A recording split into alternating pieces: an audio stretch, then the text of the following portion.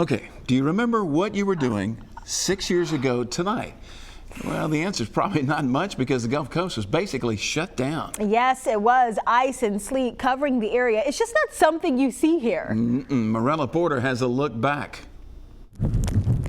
6 years ago, the skies over the Gulf Coast looked a lot different than this view over downtown Mobile tonight. January 28th, 2014 may not be a date that rings a bell, but surely Frozen over. ice-covered beaches, Snap them in half, just like that. snowmen at the fire department, dump trucks full of sand and salt, tackling totally unfamiliar terrain will refresh your memory of the ice storm that shut down the Gulf Coast, closing government offices, schools, and businesses, keeping people indoors for days. I think that's one of the worst experiences when nothing is open, so you just stranded in the house. Aaron Wynn remembers crawling from Mobile to Spanish Fort at 5 miles an hour across the Bayway. I remember red knuckling the steering wheel all the way to work for 30 minutes across the Bayway.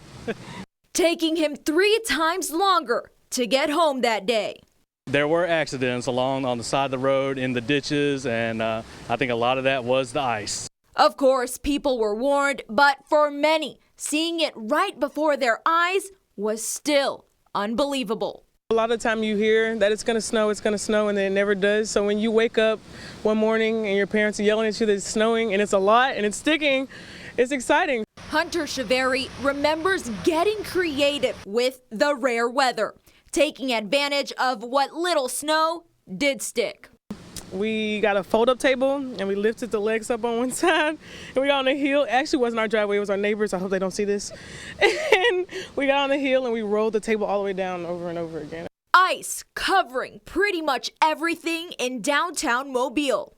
On that day 6 years ago, it was a Tuesday just like this one. The only difference, you probably wouldn't have seen a line of traffic like this on Joachim Street as the city shut down, turning into a ghost town.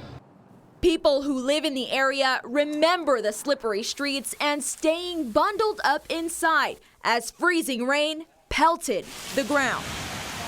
The Deep South finally thawing out of that deep freeze about 4 days later. Morella Porter, Fox 10 News.